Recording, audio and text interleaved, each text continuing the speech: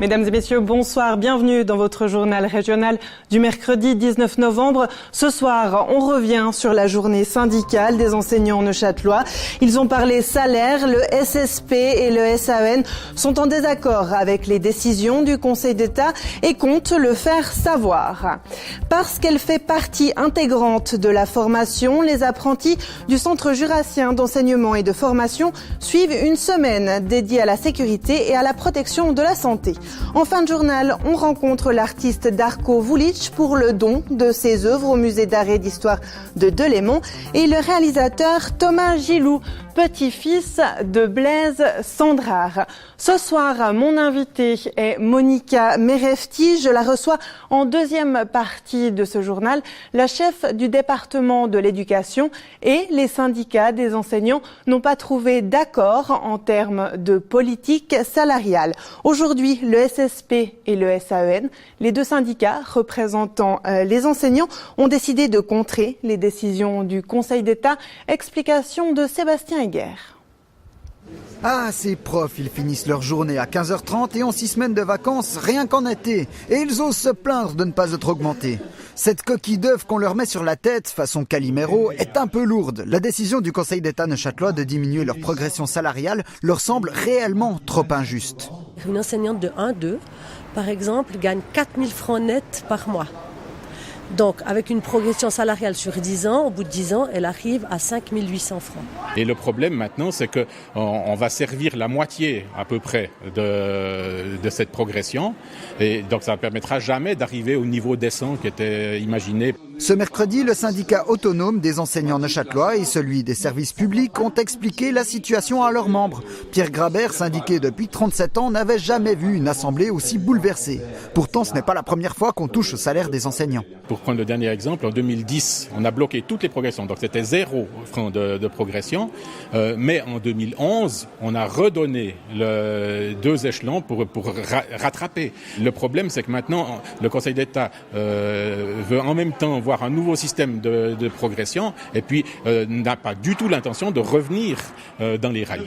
Le résultat est presque unanime. Les membres des deux syndicats descendront dans la rue mardi prochain en fin de journée. Les enseignants affiliés au SSP ont aussi voté un préavis de grève pour le mardi 2 décembre, date à laquelle le budget de l'État sera voté.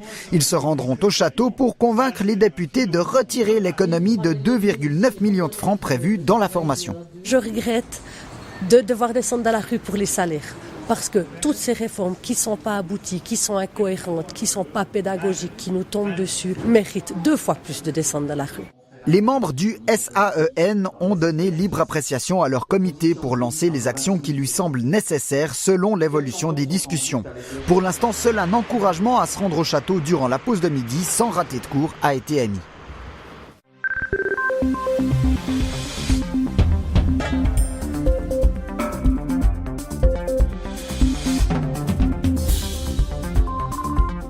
Merci d'être resté avec nous. La journée syndicale des enseignants a donné lieu à 2 décisions. Le SSP a décidé un préavis de grève pour le 2 décembre prochain.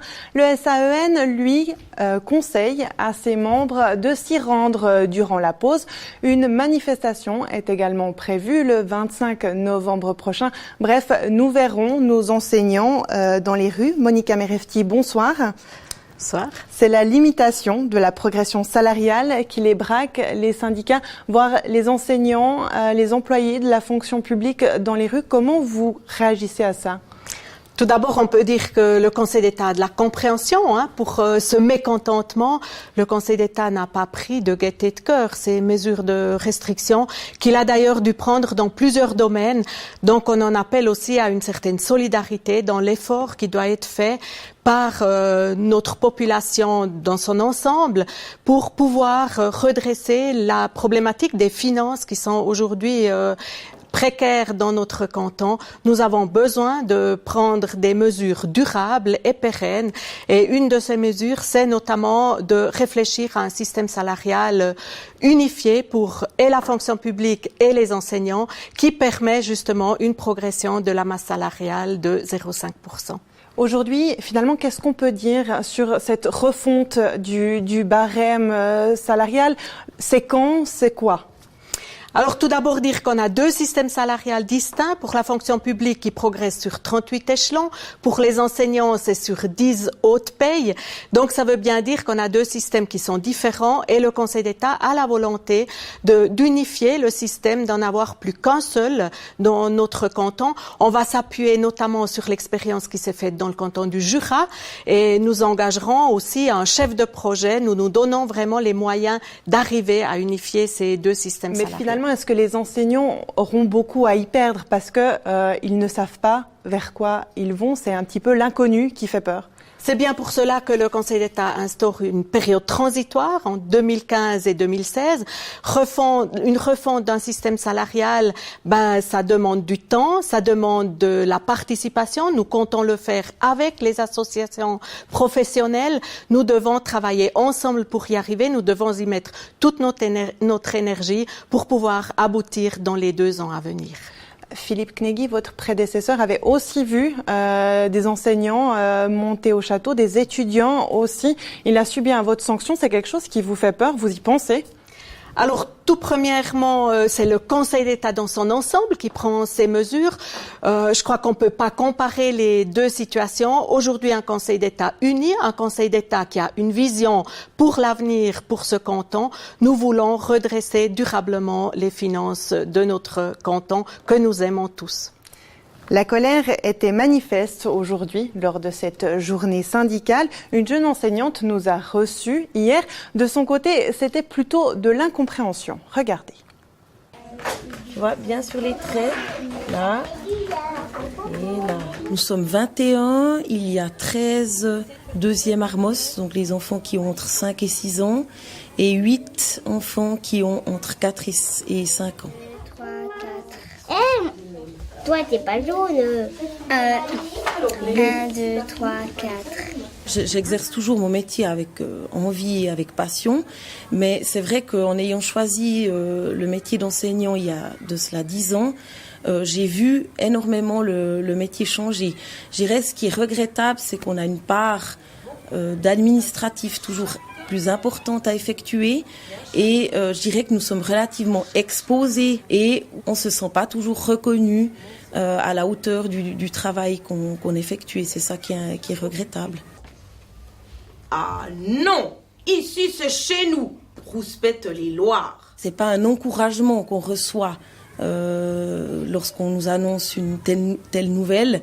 Notre métier n'est déjà pas valorisé au quotidien. On entend notamment que nous sommes des privilégiés, c'est surtout la question des vacances qui reviennent.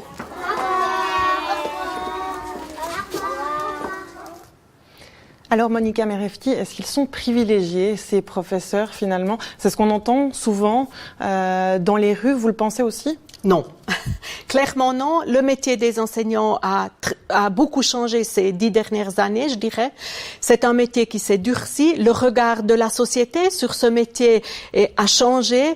Aujourd'hui, il y a une attente très forte et de la part des parents et de la part de la collectivité, je dirais. Le métier s'est durci aussi parce qu'on a mis en place plusieurs réformes.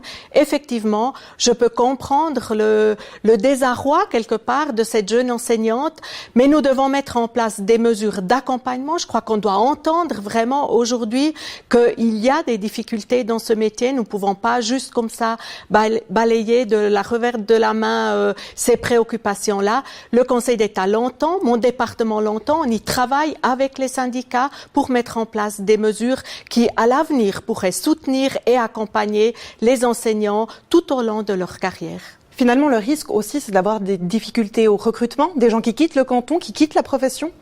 Effectivement, je crois qu'on doit se préoccuper de la relève. Aujourd'hui, heureusement, il y a encore beaucoup de jeunes motivés qui ont envie d'embrasser cette fonction et ce métier qui est un des plus beaux métiers, certainement, mais aussi un métier très difficile parce qu'il y a beaucoup d'attentes à leur égard. Aujourd'hui, on dit qu'il y a de moins en moins d'étudiants neuchâtelois à la HEP. Est-ce que vous avez prévu de rebooster finalement l'envie des jeunes de faire enseignant? Je peux pas confirmer vos dires. Je crois très clairement la HEP aujourd'hui, elle rencontre encore un certain succès et je pense aussi que nous devons travailler pour qu'à l'avenir, ça sera toujours comme ça. C'est aussi pour cela que nous devons accompagner les enseignants dans l'accomplissement de leurs tâches. Et le Conseil d'État en est tout à fait conscient. Merci Monica Merefti d'avoir répondu à mes questions. Merci à vous de nous avoir suivis. Tout de suite après ce journal, l'émission Avis de passage, Valériane Wyss est partie à la rencontre de Rémi Bornand. Belle soirée à vous. Au revoir.